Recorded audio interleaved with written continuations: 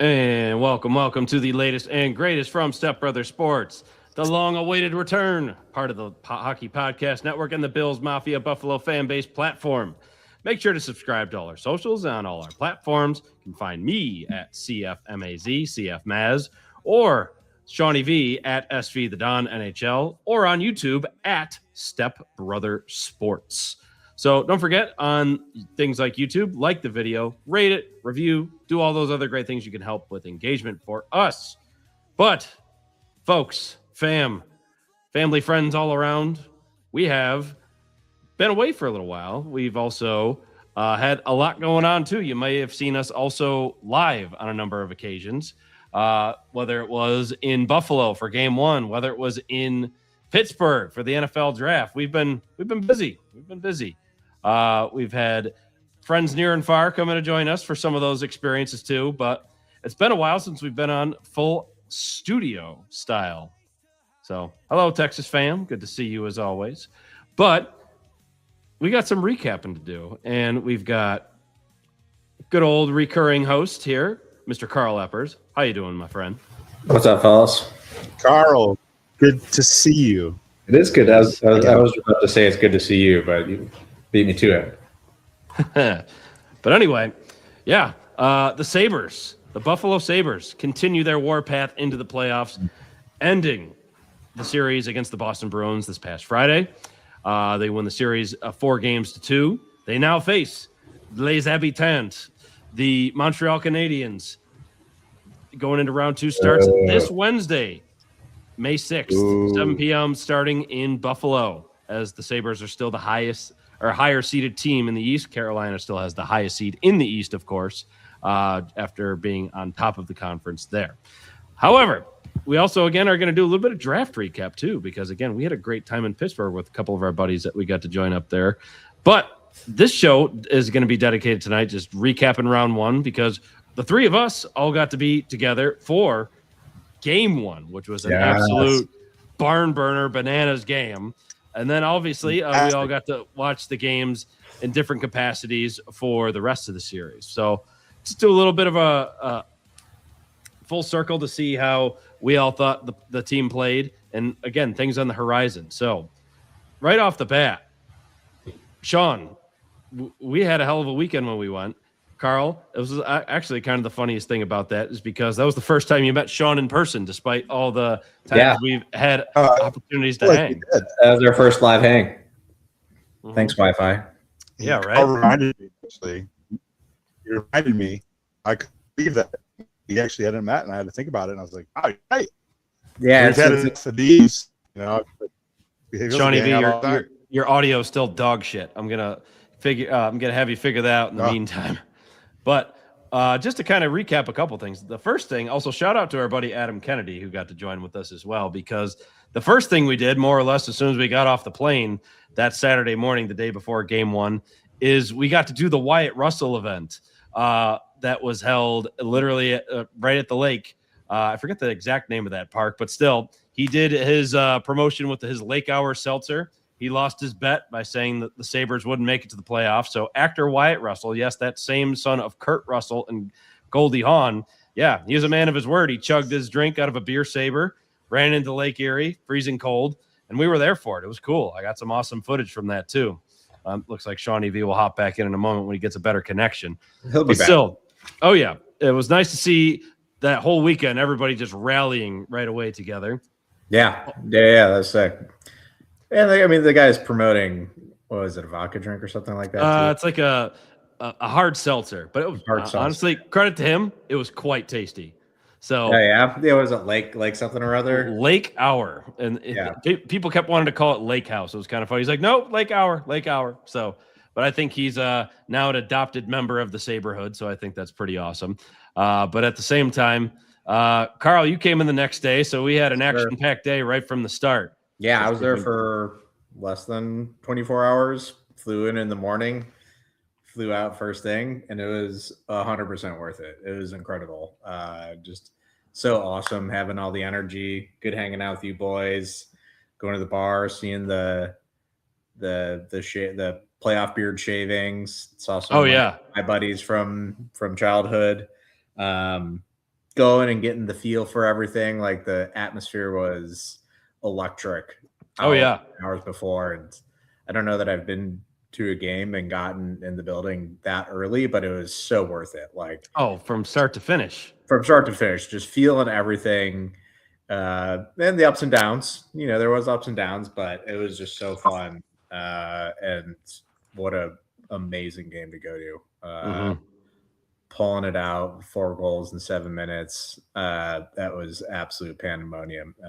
It's incredible. I don't think people understand it. Like people know that I'm like a Bills or Sabres fan. I think sometimes they try to poke the bear a little bit, maybe talk some crap, but it's like you don't get it. When you're in the seat like that, you get that big goal, get the big play. Same with the Bills. Like you're basically family with that random guy that you bought seat next to. Oh yeah, that guy and his dad were super awesome the whole way through. The whole way through, yeah. It's an experience for sure, and that was amazing.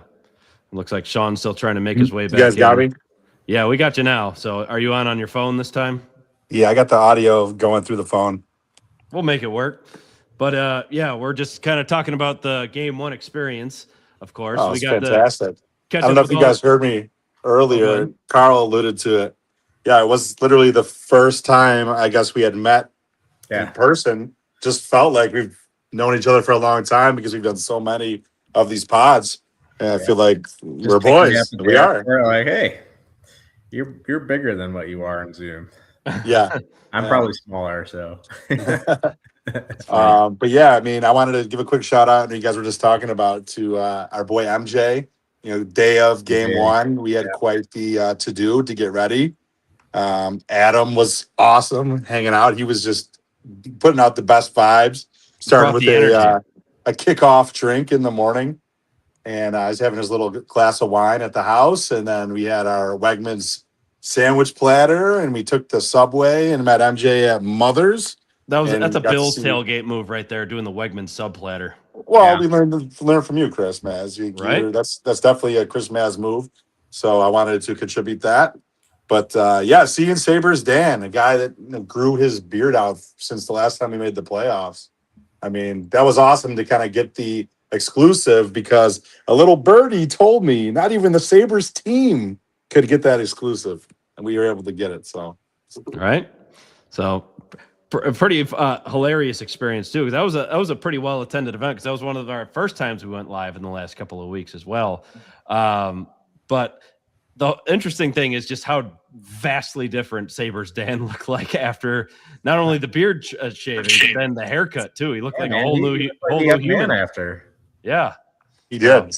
He did. MJ's cut my hair probably at least I would say a dozen times in my life, or if not doing an actual haircut, like he has the like the clippers, but he also has given me probably in my life. So Sabres Dan was in good hands. I know there might have been a little, I guess, nerve-wracking to have somebody who's not like a licensed barber cut your hair when you haven't had a haircut in that long. But MJ did a good job. It was extensive. He was probably getting that haircut for over 30 minutes, I would say.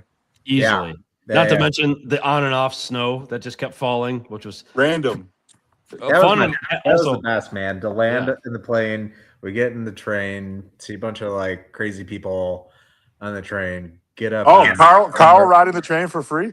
Yeah, riding the train for free. Thanks, lady. That's a fun story for maybe another podcast. But that was quite the experience there. And also just as we just gradually got closer, we just started seeing more and more people we knew. So shout out Alex Schmidt. Saw you right away on the metro train, just going into the arena before we got into Allentown there. And then as soon as we got there, caught up with Michelle Girardi-Zumwalt. Great to see her. Michelle was shooting awesome. Shooting all the stuff, just getting in the game day vibes. Checking out also what it was like at Party at the Plaza. That looks like it was an awesome experience, just even from what you saw, not only on the internet, but just being there as well, like before we went inside. And then internet didn't do it justice. Like it was no.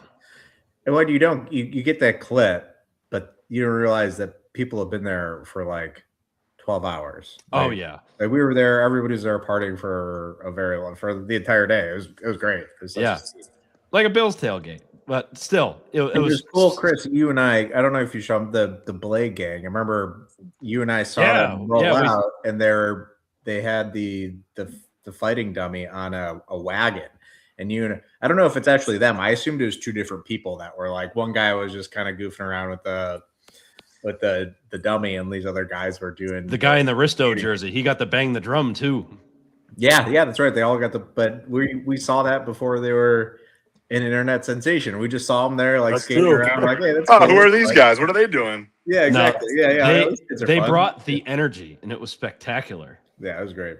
Yeah, but then as we even got into the arena even more, we caught up with a lot more of our friends. We saw Dwayne and the boys from don't mind Shawnee V as he's working out his audio visual bits and pieces on his side of things, but still, we saw Dwayne and the boys from the Two Goalies One Mic pod. We got to see our buddy Joe Marino. He was originally going to be on with us tonight, but he had some doggy mishaps that I'm sure he'll fill us in on next time. But glad everything is going okay over there. But at the same time, the whole game one atmosphere from start to finish, Sandra Jenner doing the drum bang to start. You had Sabretooth coming down from the rafters. You had everything to make, like we were talking about, the atmosphere truly spectacular to start that series. And then, like, the game it started off great. Obviously, Boston got got those two first goals, but then those last 10 minutes of the third period, I mean, that's when everybody just came back to life like they were the Undertaker coming out of the coffin. Yeah.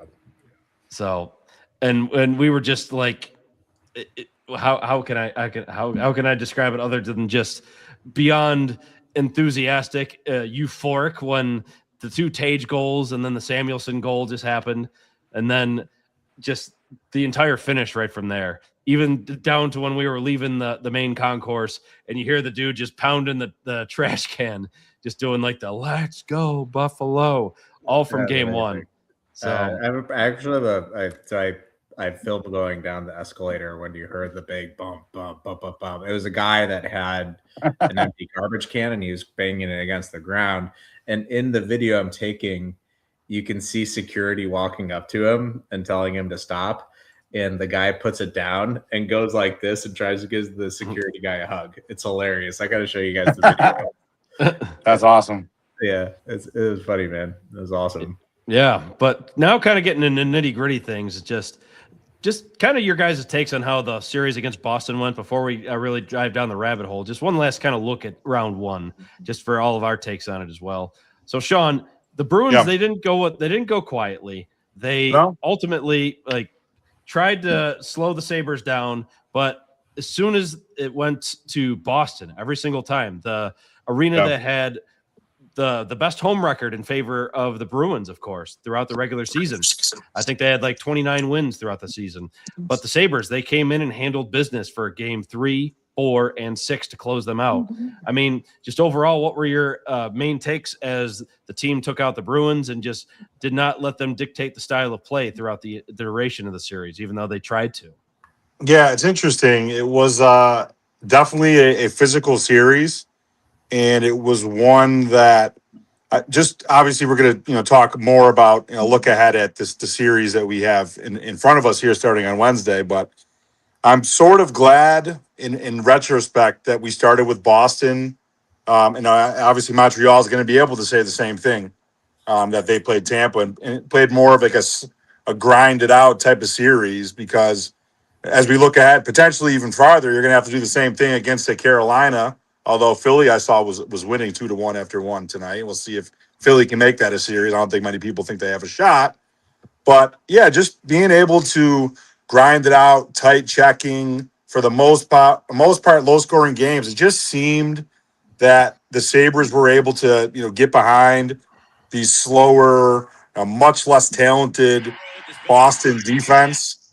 I mean, obviously, they were a good team, but I think that there's something to be said about the Sabres and Lindy Ruff trying to implement a game style, more simplistic, road game. And I don't think it's a coincidence that they played and won all 3 games on the road. I mean, we were really lucky to win game 1, as we all will know. We were there. We talked about it. We were able to kind of escape with that win, but it just seemed like they played so much better. They played an attacking style. in those 3 road games. So it was nice to see us be able to use our legs, and that's one advantage that the Sabres definitely have this year is not only the quicker team but also the depth. I mean, God, how confident are we with knowing that we have the Doan and Benson line that's going to have an opportunity to most likely match up with Montreal's first line moving forward. I mean, they at times, there was multiple lines that you could say were the Sabres' best line depending on what game it was. So just to have that depth really come out, and for all the lines as well as even the fourth line, obviously with the energy and the speed, and that top 4D, and I'll even say, the third line D pair played pretty damn well. So just to see us, skate against and beat a supposed more physical team, I don't necessarily know that. I mean, they might have out hit us in the stats, but I would say the Sabres were arguably the more physical team and definitely the more talented team. So I think they should have a lot of confidence going into round 2 that they have pretty much any team they're going to play, they're going to have the better depth. What do you think, Carl? Yeah, I mean, it's pretty incredible to think about us rooting for a Sabres team that can get it done in multiple ways. Like that first game. By the way, it is 2-2 with 5:24 left in the third period for that Philly-Carolina game. No surprise there. Mm-hmm. Tied up. All right. Yep. Let them wear each other out. That's fine. I think even the first game, it felt like they were trying to come out and maybe prove themselves a little bit. They out-hit the Bruins. They were physical. I think eventually they got back to having their scoring touch, which really sealed the series. But even that first game, they ended up winning. I mean, it took 4 goals in 7 minutes, but they did it. So it's really cool to see them have the ability to like be a chameleon and do things in different ways. I mean, I think they need to get back to their core and just think about who they are and lean into that a little bit more. But I remember even after the first 2 periods where we're down 0-2 and I was like, dude, I think if we do this the same 2 periods over the span of a 7-game series, I think we win. Even though we're down 0-2, like it just didn't. It felt like we were the better team, and that's what happened. And they just didn't have enough talent. It was funny. I was thinking, even remember at Mothers, we're doing the score predictions. Yeah. Oh, that's right. Yeah. Yeah, my buddy Finn was there and everything. That was fun. But I said 6-4, and in retrospect, I'm like, I don't know that Boston had enough firepower to like. Yeah, their depth was beyond tested because they were never able, especially when the score got out of hand, like in say you could say game 3 and game 4. Like if there was a 2-goal lead, Boston just had no prayer. Just as far as just the depth of scoring, like Pasternak was very hot and cold throughout the series as well. Especially when Arvidsson went out. I mean, that was their best scorer in that series. Like, so when he went out, you have one line that could basically put the puck in the net. Yeah. Right. Yeah. I think I posed this question to you guys over the weekend, but like, if Carrick's coming back and then we get Oslin back and Norris is healthy, like, who sits out? It's a tough one because you're talking like Tanner Pearson and like Tyson Kozak played pretty good. We got some guys. We do. An embarrassment of riches. You could feel the fourth line with Oslin, like with all those guys on the fourth line. Yeah, maybe it's Oslin wasn't even on the fourth line. He was able to play with. Well, Oslin comes back and either he or somebody's getting pushed down. Obviously, I mean, it just depends if you want him centering a scoring line and you want him playing the power play. I mean, that pushes a skilled guy down to the fourth line. I mean, just it's a numbers game. I would almost say, I know I texted it, but I would almost say just sit Quinn. Let the fourth line do fourth line stuff, and Quinn is so due though. Like he was in on a lot of. He's skating hard. So he hasn't scored yet. He's got a couple assists. I think he's due to. I think he's gonna pot a couple in this series, especially if it goes the way the style of play that we're all probably expecting. Mm-hmm. And by the way, I think he finds a score sheet pretty quick. Yeah, and that wasn't a knock on him either. Yeah, I thought he was pretty sure. physical. I thought he was like cutting to the front of the net pretty good. He still gets on the outside a little bit and tries to shoot his way into the middle. But if he's got Zucker and everybody in his line, then I think he can do that. I'm hoping Zucker takes the time to really get himself healthy because you could tell, like, by the end of Game 5, Game 6, smoked. He was getting Was beat that up a Game lot. 6? He got smoked twice in the same shift. Yeah, I think not only from a block shot, but he took a couple hits. Yeah, he got hit hard. Yeah, he got hit. Yeah. Yep. Good for him. He got up. He skated to the bench. He seemed all right. A guy that old, you got to wonder if how's the body gonna feel. I know how I feel after flying on a plane the next day. My back shot. Like old man. These guys are getting hit like by a locomotive on the ice. They can't feel good. No, man. No. Yeah, you always got to wonder what kind of injuries they got going on. I know the Bruins came out and said that, like, everybody's all jacked up and he's. Oh, yeah. Did you see their laundry list of injuries? Yeah. MCL for Zadorov. I'm sorry, but that Zadorov saying, completely ripped off the bone. Bro, you wouldn't even be able to walk or skate if that's what was happening. Sounds like an exaggeration. Yeah. Yeah. They always do that. Every time after a playoff series is over or a team is like out, it's like, oh, well, such and such. It's like they're making excuses. Like, well, this guy was playing with a torn MCL. Like, really? I'm pretty sure you really can't do that in hockey. Yeah, and McAvoy complaining, I was injured after he tried to chop Zach Benson's head off with his stick. But I mean, there's been plenty of discourse over that, so he is still waiting his discipline after getting requested for an in-person hearing. Yeah. He should be suspended to start the year next year, honestly. Well, I think on the internet, I'm not the master of rules here, so I'm not going to pretend that I knew this before reading it. But I think in-person hearing, the minimum you can get is 5. I think so, at least just based on previous precedents. So right. So we'll see. I mean, I would not be shocked if it's 5 to 10 for him to start next season, just because, again, like, I get it, you're losing. And also, like, I really got acquainted with the term slew-footed as far as Brad Marchand was the king of that. Yeah, he was the king.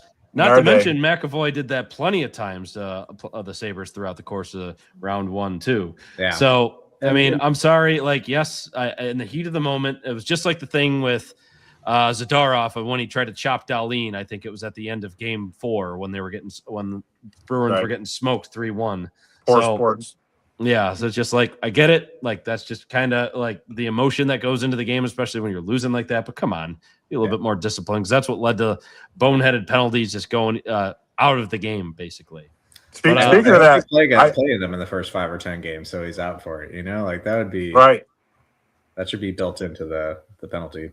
It should. Speaking of penalties, I do want to ask you guys something. I know, obviously, we're going to do a look ahead to the series round 2. I had sent this over. I don't know, Carl. I think I sent this to you. I'm not sure, so I apologize if I didn't. It was the first time you're hearing it, but I know Chris Mass has heard my take. Like, I'm really looking at this series, and I wouldn't. I said this yesterday. I definitely wouldn't look ahead, regardless of who we were playing, whether it be Tampa or Montreal. Both obviously very tough opponents that the Sabres are going to need to be at their best. But I think, looking back at that series, like, I want to talk just for a quick second about the PP. I know it's like such a big topic.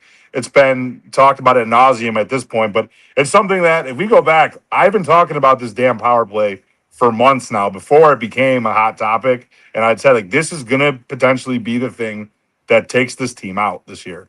Like, if they can't get it right. And it seemed we did get the one. We cracked the goose egg. And you could argue that Doan one in Game 4 was like the guy was just out the box. Like, so there seems to be some signs of improvement for sure.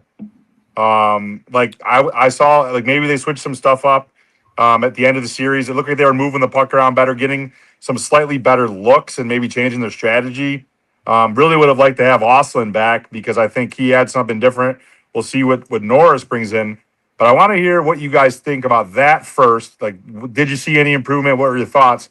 And then 2, this is kind of a double-parted point here.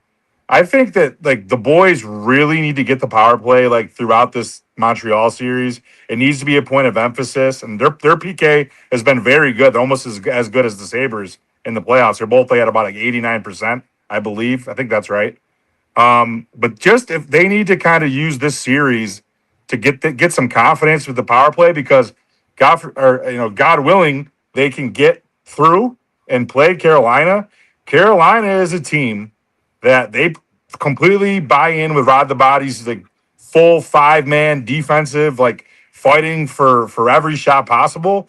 They're going to need to score on the power play to win games, because as good as they've been at 5-on-5, I don't know that they're going to get those quality grade A scoring chances against the Carolina. And I know I'm looking ahead a little bit, but like they got to be able to convert the power play to at least be like passable to be able to get to the cup. What do you guys think?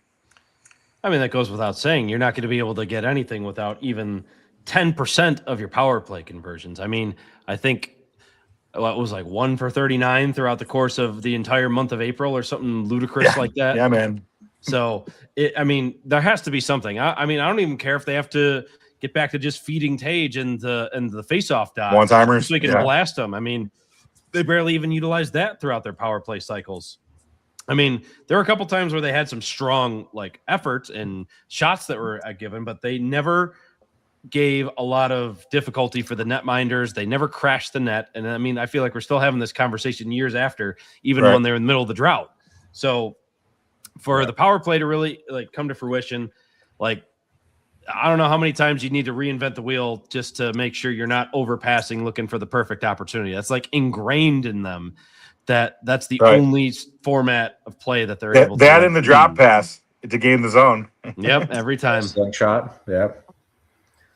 Yeah, I mean, I don't know, I think I was just looking at the Canadian stats. I mean, their power play is significantly better than ours, by the way. They're about 22. Yeah, they have very strong offensive players in Cole Caulfield and Nick Suzuki, and then that guy Lane Hudson on the back. Oh yeah, those are like they're outproducing Tage Thompson, Dahlin, and Alex Tuck. I mean, maybe Dahlin and Hudson are kind of. But they're another team, the Canadians, who are also top heavy. They're relying on those guys to really come through. Slavkovsky too.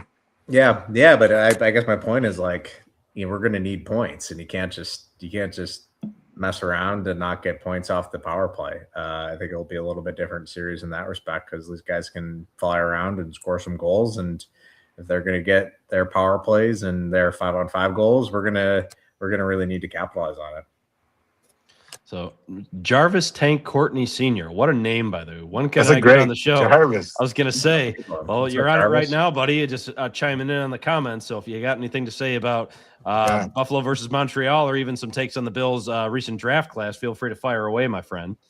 But at the same time, the series as a whole, I think, is going to be much different. Like Boston tried to just muck it up and play physical. And I know if we would have played Tampa. Like Tampa. It was very similar opponents for both of us, for Montreal and Buffalo.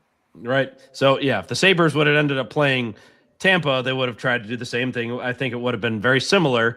And Tampa, again, they're not as quick. So this is going to be. I think that would have been a short series. Do you guys agree? I think if we played Tampa, we probably win in 5. Honestly. I mean, hard to say because anything can happen in the playoffs. They have that experience. Yeah. Yeah, I'm not sure. Going into this, I didn't have too much of an opinion of who I wanted to play against. I thought they were both really, really good. I'm just saying, like, now, like, it was one thing had we played Tampa in the first round, I could have seen it. I'm just saying, like, if they were our round 2 opponent, had we played Tampa instead of Montreal, after, like, I'm sure they're pretty tired from playing 7 against a much quicker team. I think, and the Sabres have been resting. I think we kill them if we played Tampa in round 2. Montreal, I'm actually expecting to go 7, to be honest with you. I hope not, but I think it's going to go there. All right, so another one from Jarvis here, trying to play for the Bills. So maybe you got an open tryout opportunity. Plays offensive line, currently in the National Arena League. So hey, nice. Look at that. Hey, Mr. Jarvis. I don't know if you know, we do have our buddy of the show and I, Marcus Dowden, former Buffalo Bill and NFL player in the DC area. We are starting an NIL agency for players looking for NIL funds. So we'll have to take that offline. But good for you. That's awesome. Mm-hmm. Yeah. We could always use some O-line depth. Hey, That's right. Can never not have enough of that. By the way, Philly, Carolina go into overtime. So we're going to put that on. Yes. Go Philly. Come on, Philly. Do us a solid here. All righty, but just to keep things rolling a bit, overall, like we were already alluding to this before, it's going to be an entirely different style of play. It's going to be much more speed-based, precision-based for the Sabres as they try and combat Montreal's also high-octane scoring. I mean, the river hockey truthers are going to come out for this series, I think, more than ever before. I mean, not to say the Sabres will not and should not be physical. Again, you need to be, because let's be real, Montreal's not going to not be physical in some capacity on this, because no, they out-hit Tampa. They actually out-hit Tampa in the series, I'm pretty sure. Right. And not to mention, the Sabres, excuse me, are running into another brick wall of a goaltender with Dobish. He's played lights out. He's the reason why I think he lifted the Canadians through that series. He outdueled Andrei Vasilevsky, who, again, another Vezina candidate. So again, for Bill's Mafia fan base on here, if you're checking us out here, go check my film. But I definitely got to get you guys. Show on the Bills will be a tough team to beat this season. I sure hope so. Again, Joe Brady coming in. He's got an uphill battle to really make sure that this is the way that the team should go going forward. Well, we got some new guys. We got some picks that I'm sure we're going to talk about our draft experience. So yeah, we got some new players, got some new pieces. Both sides of the ball. We're excited. Right, but yeah, I think again the Sabres having to go through Swayman the way they did, I think was just a testament in of itself, because he was not giving up the easy ones. Obviously, I obviously was giving him a little grief whenever we were near each other. Just like, he covered everything, made no rebounds, none rebounds, none. He's stingy. Yes, very stingy. And keep in mind, though, Dobish this is rookie season, so rookie goaltender. So I'm not sure if you're going to be able to exploit that, but he is on a heater. Right now. He is. He's kind of like when we played. Was it Carolina? Bushy? What's Carolina's boy that goalied the hell out of us? Brandon Bussey, but then he God. Sharply declined, which is why Frederick Anderson's in the net right now. So, but anyway, again, going to be an entirely different series overall. I am curious because our buddy Joe Marino was also tweeting this out earlier, just as far as Montreal fans potentially invading KeyBank Center, as far as tickets being available. So that I am very curious to see how much red and white and more or less French Canadians that the Saberhood faithful are going to run into starting this coming Wednesday. Don't sell your tickets, Sabres fans. Right? I mean, always sell it to other Sabres fans. Don't do it. Don't be that person. I get it. Money talks, but like, again, it means more to us. They've got all these Stanley Cups on their resume. I don't care if the last one they won was in 1993. They don't need more. Don't give them juice. Don't let them be able to do their ole, ole, ole chant and have it be audibly, like you can hear it audibly in the arena. So again, this is our plea to all the Saberhood, all Sabres fans, Buffalo fans in general. Do not sell your tickets to Canadian fans. Make them pass a quiz in order to be able to get the tickets to prove they are Buffalo faithful. Again, not saying gatekeep. Again, money talks for everybody, of course. You have different strokes for different folks. You all have your needs, but still, don't let it happen. So, yeah. Any other thoughts about Montreal at this point, gentlemen, before we kind of transition a bit to the Bills? I actually think, just real quick, Carl, and I'll let you go. It's interesting. I mean, obviously, I think we're all kind of expecting a high-flying, super fun, entertaining series. Probably higher scoring. I'm curious to see how it plays out, though. The fact that both teams played a slower, grinded-out series out of necessity in the first round, and I almost wonder if it tightens up a little bit. Like maybe we don't see that if both teams play a little tight and are willing to commit to a more of a defensive style. I've said this half a dozen times this year. I think that Montreal is one team, maybe the only team in the NHL that could actually skate with and maybe outskate the Sabres. The Sabres definitely have the better depth offensively, defensively, I think for sure. But I don't think you necessarily want to get into a run and gun style with that team. Just with that first line is one of the best first lines in the league. Don't get it twisted. That's probably a top 5 league. I think point-wise, for sure in the regular season. But if it might behoove the Sabres to play a tighter checking style of game. So very curious to see what the strategy is going to be. Yeah, I think it's a good thought. It'll be interesting to see how they manage it, but feels like a similar style that they can be fast and speedy and do some good stuff. But I will, aside from all that, I will say I feel a little validated because I was texting you guys and saying that I didn't feel like Zach Benson was a rat. And then I was listening to After the Whistle. And that's exactly what they were talking about today. Craig Gervais was saying he's not a rat. I was like, that's what I'm saying. Like I think there's a difference between he's agitating, so I guess that makes him an agitator. But he's in on the play. He refuses to die. Barnaby used to be like that. Remember Barnaby? That's how Barnaby played. Barnaby was more scrappy and he was bigger though, so that he can get away with that. So, but he would get a lot of guys sucked in to take penalties. And I think Benson has got better at not taking penalties this year. Barnaby was also more prone to playing with a lot more emotion. Benson keeps it a little bit more in check or a little bit more subdued. He does. Yeah. He does. Plays a lot. He feels like he's a lot older than 20 out there. Yeah, for sure. He's willing to go toe to toe. Like if anybody, he doesn't mess around. It's fun to watch. You know what the best thing was about it. Like even people are arguing that might not have been a slew foot. Did you see like my favorite thing for that entire series was him chirping at McAvoy in the penalty box? That was great. Oh yeah, it's the best thing ever, man. There was a lot of debate of what he was actually saying, but there was some people saying he was saying things a little bit more on the crass side, but that got very much what's the phrase I'm looking for? Very quickly resolved because that was definitely not the case. Especially if you're able to read lips accurately. But side note, real quick, while the intermission is going on for Philly, Carolina, Anaheim, Vegas is also starting right now. So they're 1 minute into game one for them. So I'm very curious how that series is going to play out because, again, Anaheim, they're a little bit more of an upstart group now that Quenneville's been in there. Yeah. I see Jack Eichel already looking like he's complaining about something, even a minute into the game. You got who's that goalie they just had in there? The guy that they just got back off a suspension from the league playing in Vegas right now. What the heck is it? Oh, Carter Hart. So Carter Hart. He's in the net. Formerly of the Flyers. Yeah. Yes, formerly of the Flyers. He's starting goaltender. He played all the games for Vegas during their first round against Utah. So also a little bit of justice again, shockingly for Kevin Adams, because JJ Peterka got benched by Utah towards the end of their series just for a lack of effort. So Kevin Adams will be a GM in short time, I feel. Yep. So I want to ask you guys a quick question. A side note. So I think we could pretty much all agree, like Anaheim, Montreal, Buffalo, 3 great upstart, like young teams.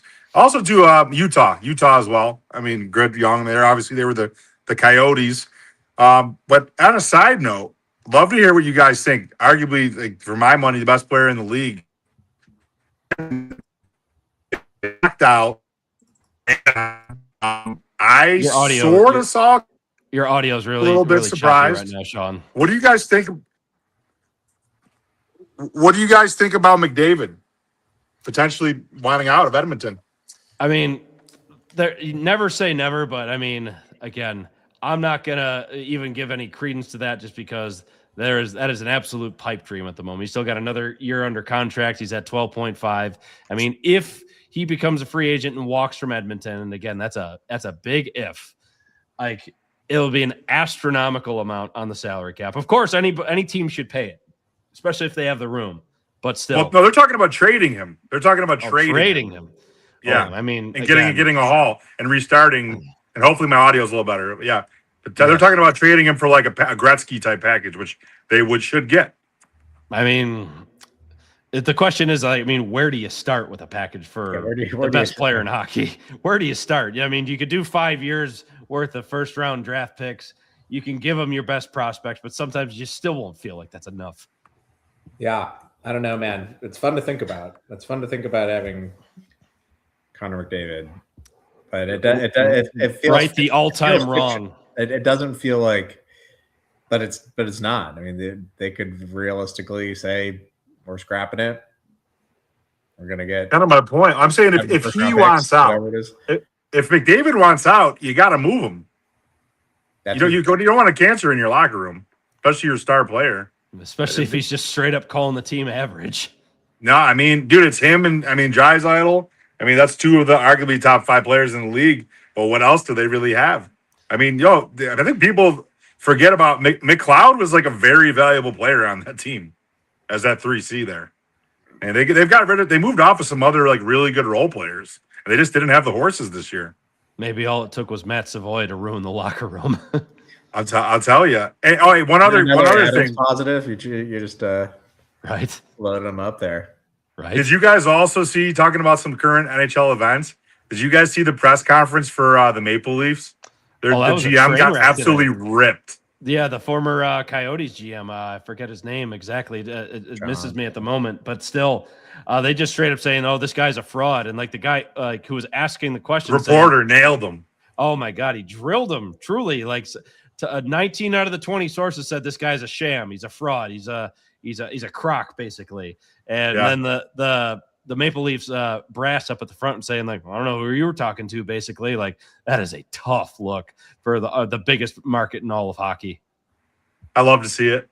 Yeah, I mean, it would have been more hilarious if like say Toronto like really went forward with like someone like Kevin Adams. But again, we're shockingly giving Adams some love here, especially after the Doan trade really playing out the way it is. No, I don't want him going to Toronto. I really don't. I think he'll fix that team. I actually have some confidence in him. How could you not? Look what he's done. There was some also speculation that he might get some looks by Vancouver, so we'll see. Yeah, send him out there. Send him to Vancouver. I'm fine with that. Right. But yeah, one last little thing. Actually, you know what? I will drift down, just going over into our sponsor for the show. That is DraftKings Sportsbook. They are back on the docket for us, folks.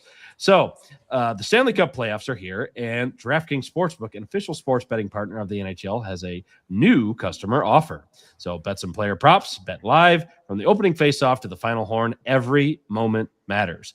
New DraftKings customers bet $5 and you'll get $100 in bonus bets instantly. So a couple quick lines we have at the moment right now. So currently you have Philly versus Carolina. They're about to go to overtime. And the money line right now is looking at Philadelphia plus 135, Carolina minus 175 odds to win. If we're looking at on Wednesday's game, Buffalo versus Montreal, Sabres, slight favorites. They are minus 130 on the money line, and also minus 1.5 on the puck line. So interesting. It's going to be, I think, a razor thin series on there. But really I'm just open to all suggestions for how the Sabres can beat Montreal, because I think this one, my instant gut prediction is going to go to 7.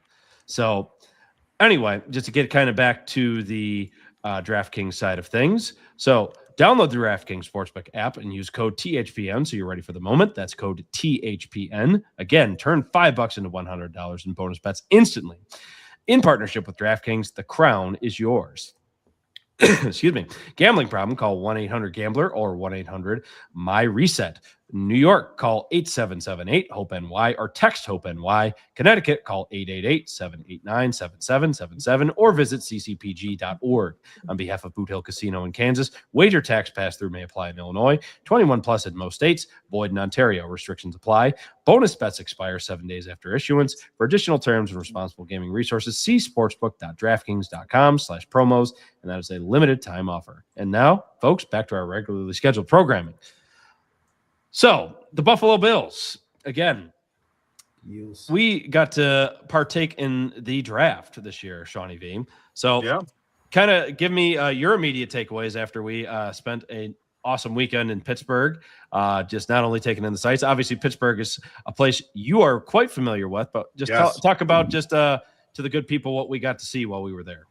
Oh, man. I mean, it was awesome for a lot of reasons. Obviously, I wish Carl could have been with us too, because he would have had a blast. Yeah, that looked like a ton of fun. I was definitely jealous of you guys.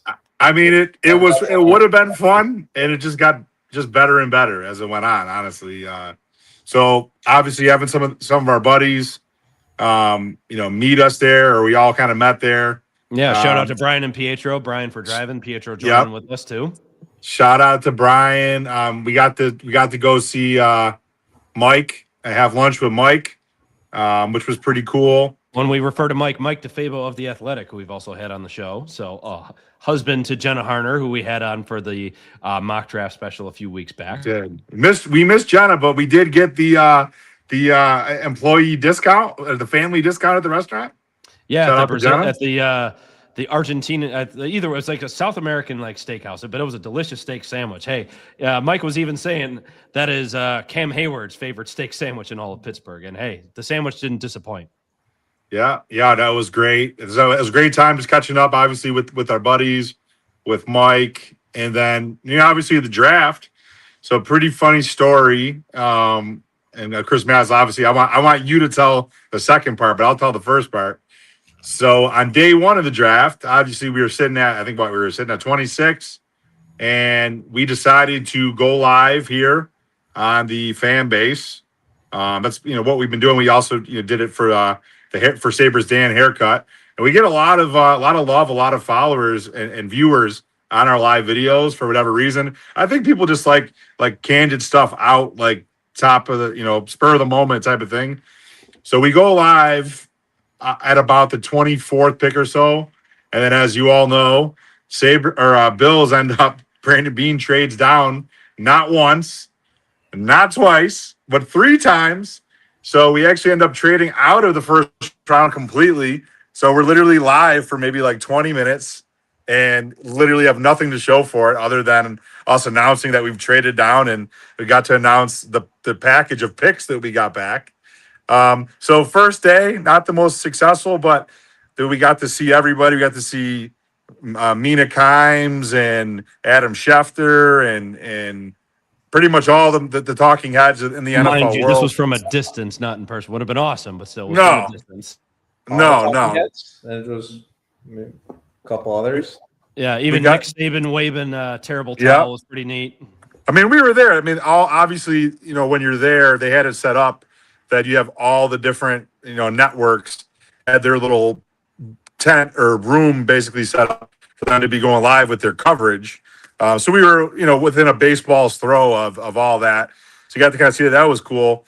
And then obviously we get to day 2, and Chris Maz, I'll kind of let you talk about, what happened, but not only the picks, but then what ended up happening at night. Yeah, so there's a lot that was going on with that. But overall, before we get into that, I thought everything laid out for the draft itself, very well organized, very easy to get around, super walkable, which was my favorite part of that whole experience throughout the city. So anyway, but it was great especially because they opened up PNC Park throughout the day, just a walk through to get certain areas, but everything was just nearby for Acrisure Stadium. Formerly Heinz Stadium, of course, but still, it was super well organized. Fan bases from near and far. I was shocked to see even Arizona Cardinals fans just all out and about of all teams, the ones that you would least expect to be out there and available. Sorry, I thought Carolina scored, but they got stopped on that one. But still, getting into night 2. So at this point, it was just. You, Brian, and myself at that point, because Pietro ended up going to Cleveland with his dad to go visit some family and check out the NFL Hall of Fame. So hell of a trip he got to have as well. But for night 2, we start off in the main draft theater area, outside of it, of course. And we got to see the first pick get announced. And TJ Parker, I wasn't overly enthused, but you knew edge was going to be in play, of course, just based on the team's needs. Right. You could say what you will about how Clemson edge rushers pan out in the NFL, but hey, you never know. You wish for the best. I mean, he was their first pick. But after a while, we ended up going into Acrisure Stadium just to kind of take it in. And also, we ultimately just wanted to sit down more than anything. Right. And we were there standing was getting tiring for sure. Yep. And ultimately, we were able to just take it in as the Bills drafted Davison Ibnosin. They call him IGB for short. So that one was a shocker. I mean, I know we went live for that. In the moment, people were like, "What? We picked a corner at second for our another second round pick? Like, what are we doing?" But then, like, in a vacuum, like, I get you get it, just because if you watch Brandon Beane's presser the following weekend after that, you see like the reasoning, like, hey, we've had cornerbacks injured going deep into the playoffs before, not trying to be in that situation once more. And again, like, you get the reasoning for it, but hopefully it's not going to be an indictment on Maxwell Hairston or just the status of Christian Benford being healthy or not. But still, or strong, like you said, like, we got some injuries in the secondary, so right, it's good to load up. And D. Alford looking like he'll be slot in as a nickel guy. But anyway, the best part of night 2 was after we wanted to take another walk back to the draft amphitheater, and chance encounter, because this is after the Bills had made both of their selections that night.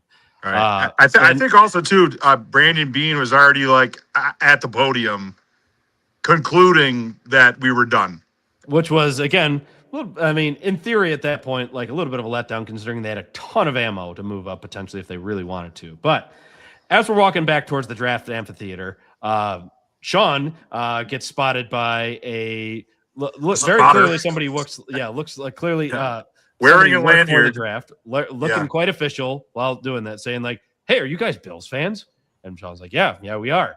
Well, hey, we need some Bills fans to go back into the actual draft amphitheater. Mind you, this is like the thing that costs thousands of dollars to be able to go into. Or you're like an Amex Platinum member. I think it's one or the other, or both. Something like that. But either way, that was not an easy thing to get into, essentially, and also heavily guarded by security.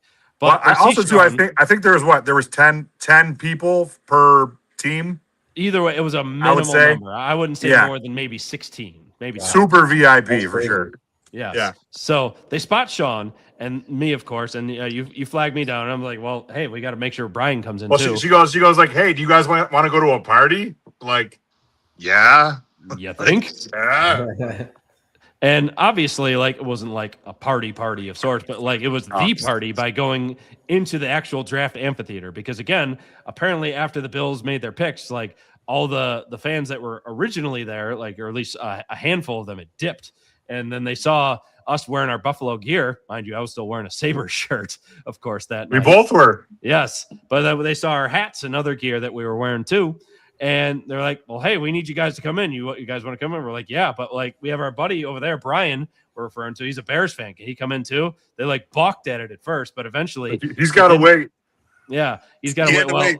Well, Brian was like, okay, I don't care. I'll wait. So needless to say, within minutes, we were walking into the draft amphitheater. We end up getting like, about 20 feet away from the stage as they're announcing picks. It was a really surreal experience. We also got to meet International Fan of the Year, Daryl, who got to announce picks on day 3 of the draft. He made quite an entrance too. Killed it. Yeah. Yep, he nailed it too. Super nice guy.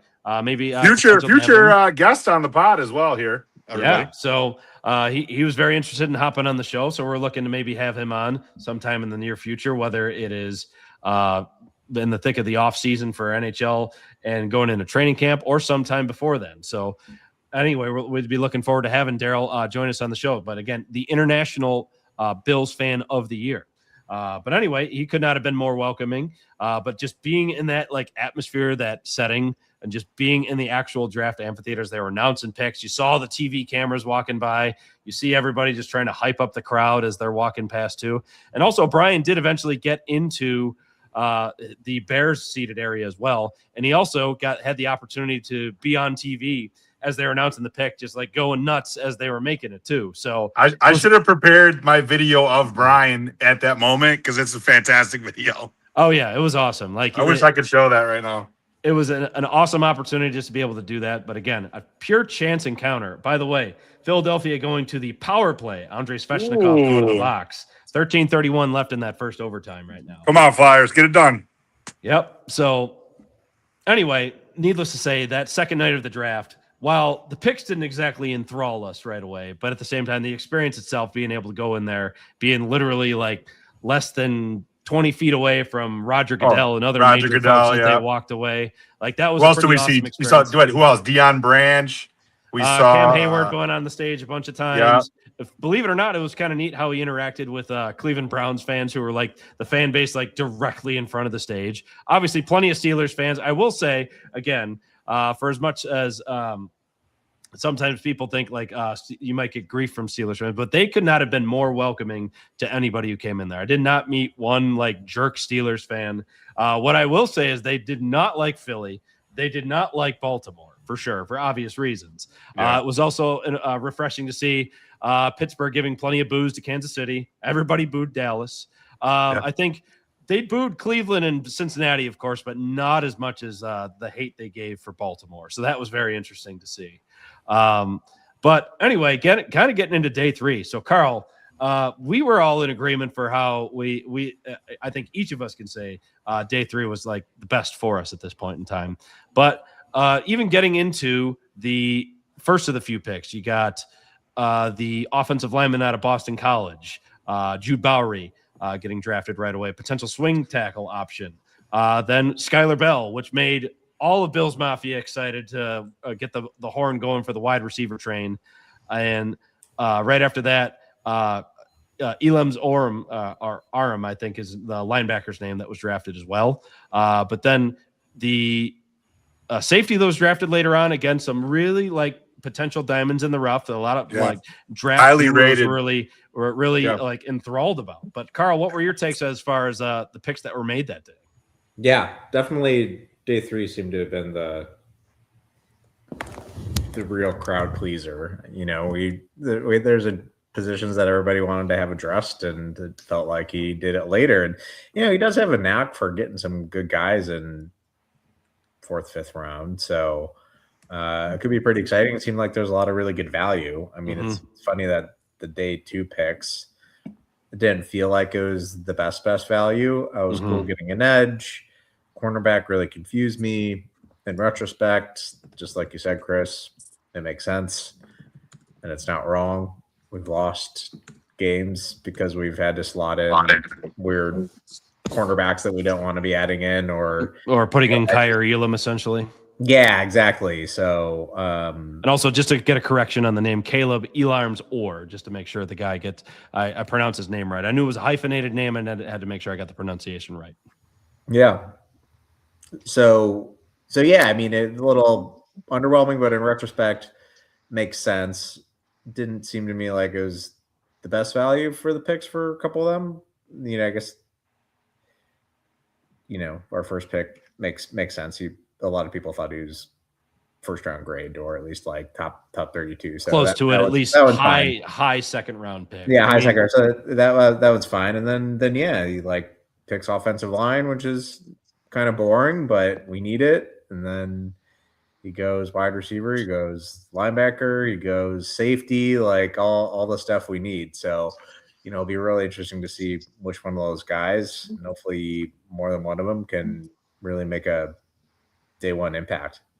Yeah. The biggest one that got a lot of buzz is the first selection the Bills made in the 5th round out of their 2 5th-round picks. Jalen Kilgore out of South Carolina. A lot of people thought he was going to be a day 2 pick. And he had a really high grade on him. Like he had like close to a 1st round grade, honestly. Yeah, like an athletic freak, right? Yeah. Yeah. So a lot of options now that the Bills can deploy at safety, or if they do a dime package, they can do 3 safeties, of course, with not to mention Cole Bishop. You have CJ Gardner-Johnson. And now, again, if Jalen Kilgore obviously like makes it onto the field, he could be that 3rd safety out there as a new, younger option, as opposed to maybe slotting out DeMar Hamlin once more, or maybe seeing what some of the other guys like Jordan Hancock was able to do at safety, or any other depth pieces the Bills still have.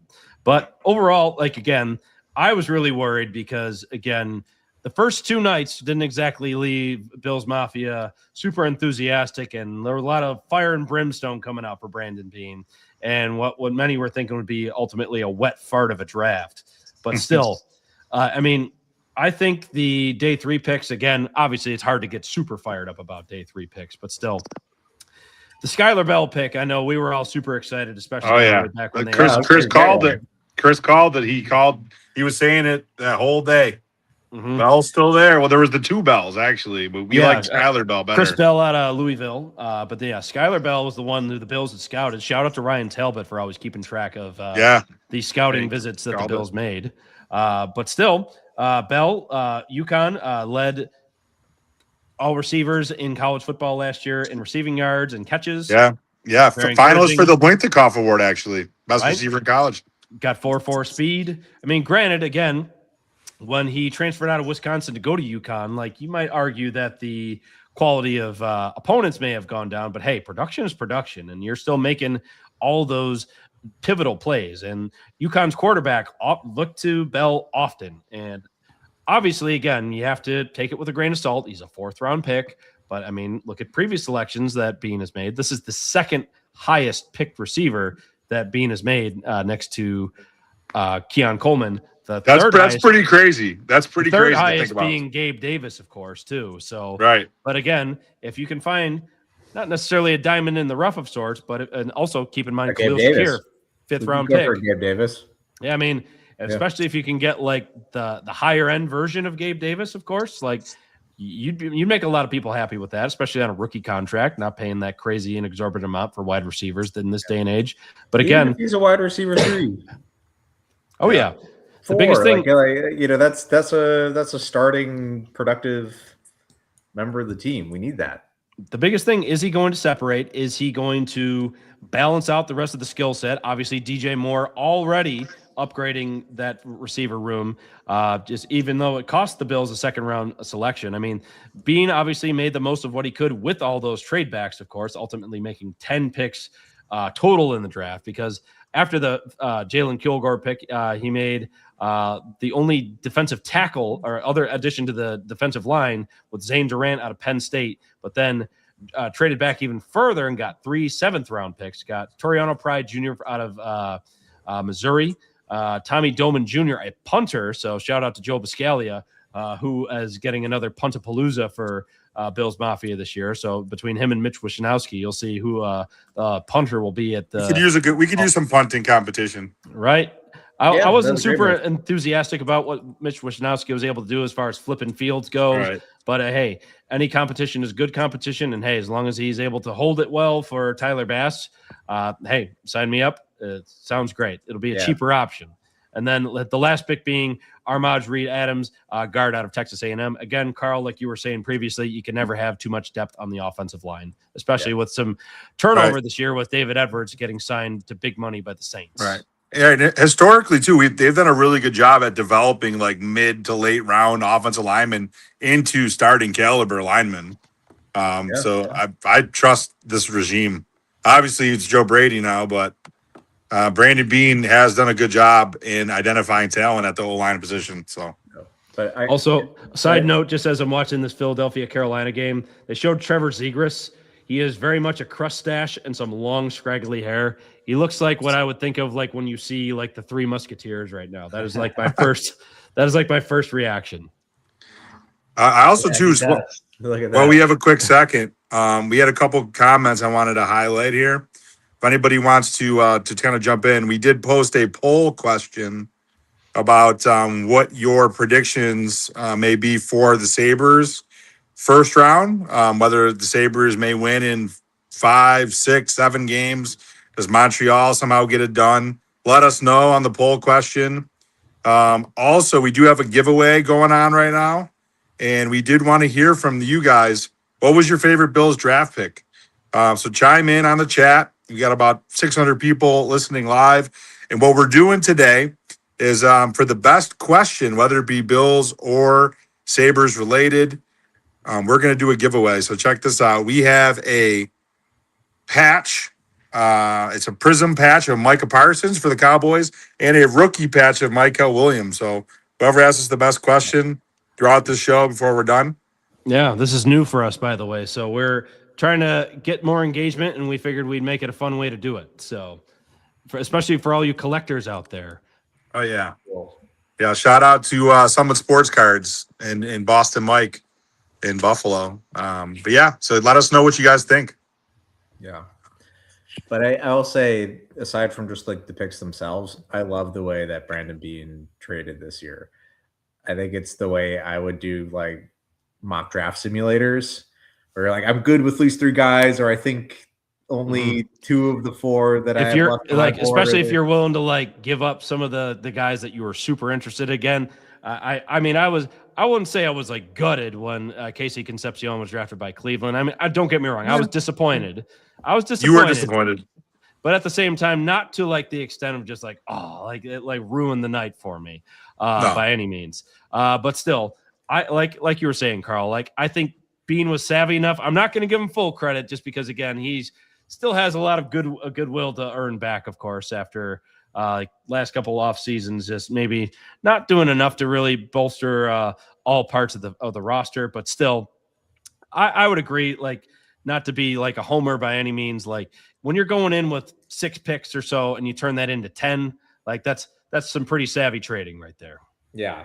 And I'm still somewhat critical of like the second round picks a little bit, but I just appreciate it. Even in the 4th round, he's wheeling and dealing. He's moving back.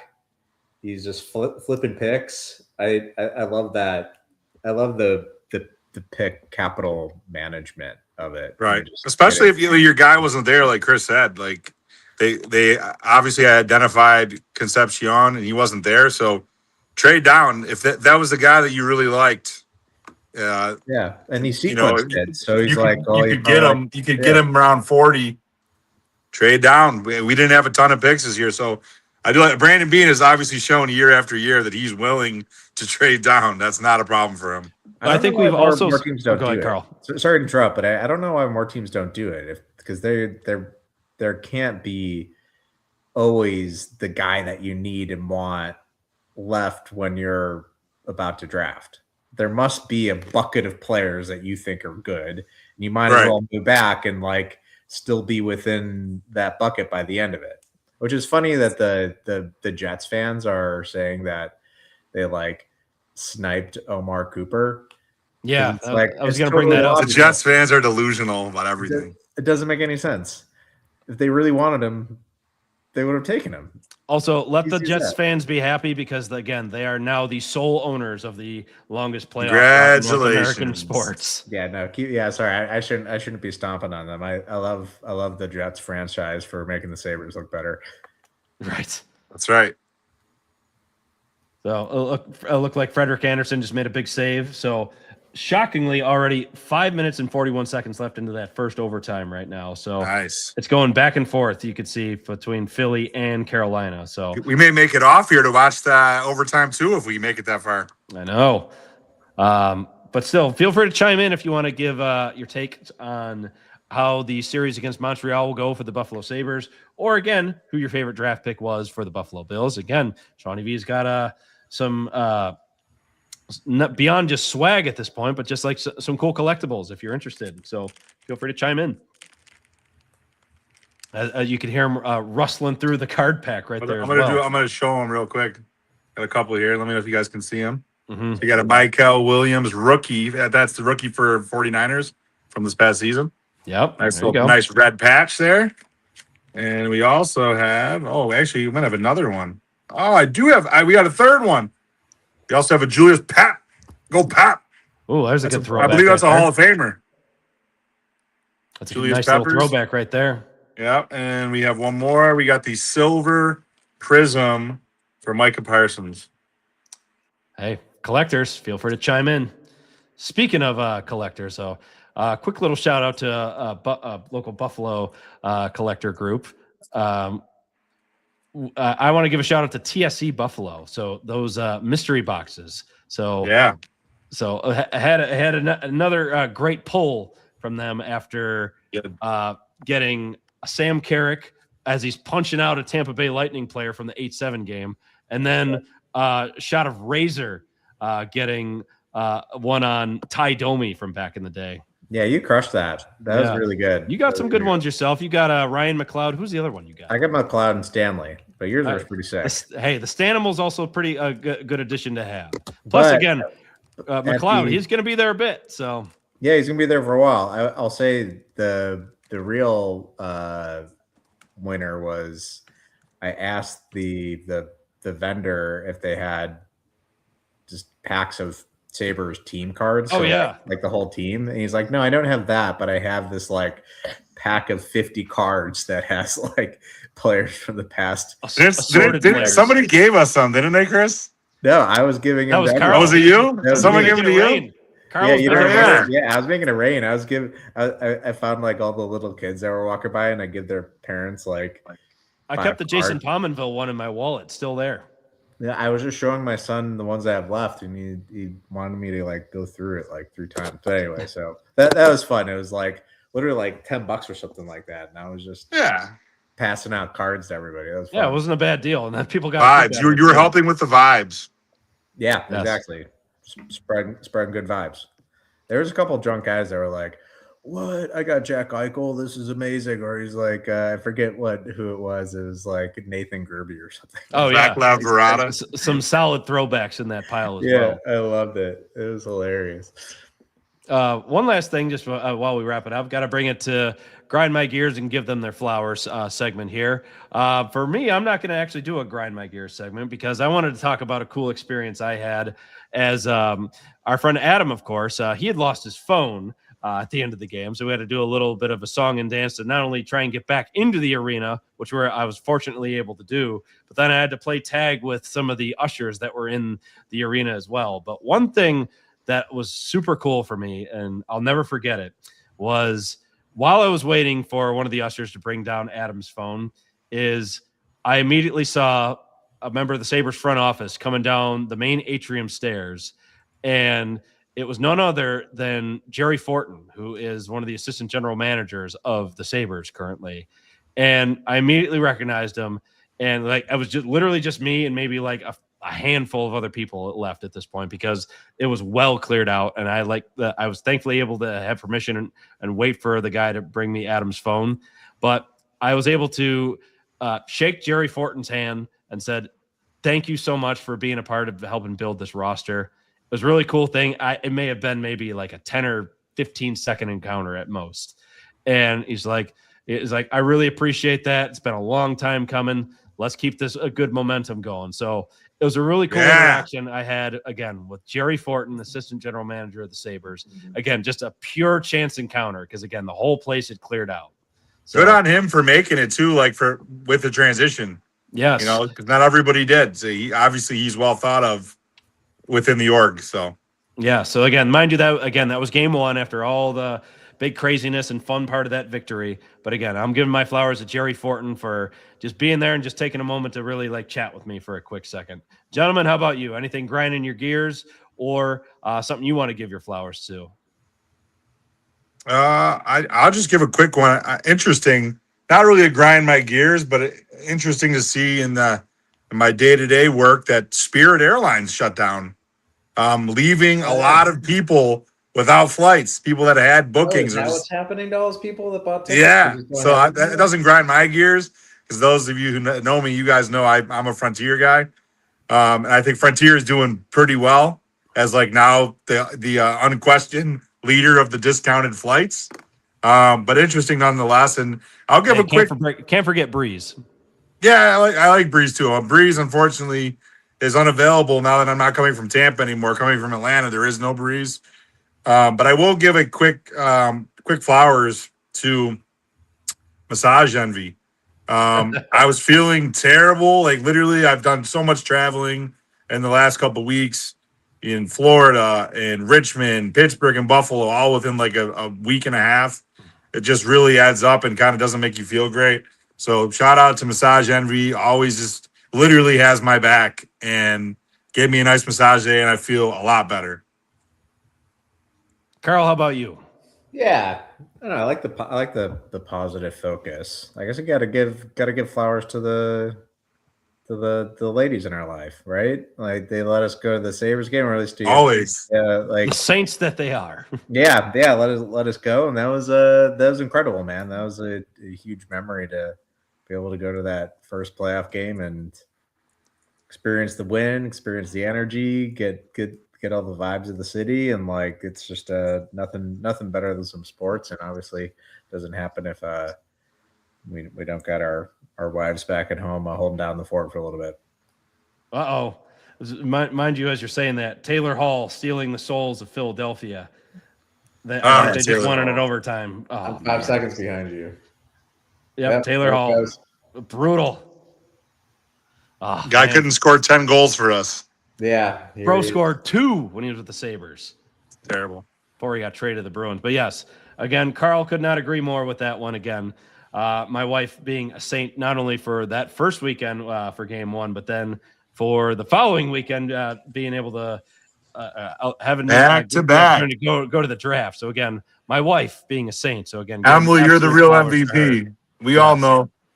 Yeah, but one more fun little side note for the Grind My Gear segment, and we'll start to wrap things up here. Shout out to our friend Joe Marino, of course, because, again, he couldn't make it on tonight just because he was doing some stuff because apparently he had his fence done with Home Depot. Not exactly sure which Home Depot in Western New York, but at the same time, they are grinding his gears right now because they're giving him some grief about the maintenance cost to fix that and whatever payment plan that he had with them. So Home Depot grinding the gears of our friend Joe Marino. We wanted to make sure we spoke up on his behalf because he wanted us to, but still hope to have him on again soon. I think he said he'll be around for next week's show. But with that, again, now we have Carolina now up 2-0 over Philadelphia. Philadelphia putting up a valiant effort on here just in game 2. So they're now up 2-0. They go to Philly in the next couple of days. But with that, gentlemen, any parting thoughts as we approach this next series against Montreal? Ooh, it's gonna be a good one, boys. Let's get that. Hopefully, they've been working on the power play the last couple of days and are well rested. And great to hear that Garrick might be back, like we covered. Really need him on faceoffs. I'm excited. I think the Sabres are going to take the series down. I think there's more to do this year. I believe talking in the guys, the leaders in that dressing room, that they believe that we're going farther this year. I think we're going. Go Sabres. Yes, Go Sabres. Yeah. Yes. We will take that. Again, to our over 600 live viewers, thank you so much for tuning in as always. Thank you for the support. Thank you for the reviews, the likes, the follows, you name it, whatever it may be. And to our networks, Hockey Podcast Network, the Buffalo Bills, Buffalo fan base. Thank you for always having us be a part of your network. To all the folks in and around Western New York, outside of Western New York, Bills fans, Sabres fans near and far, thank you so much as always. Let's go, Buffalo. Let's go, Buffalo. Buffalo.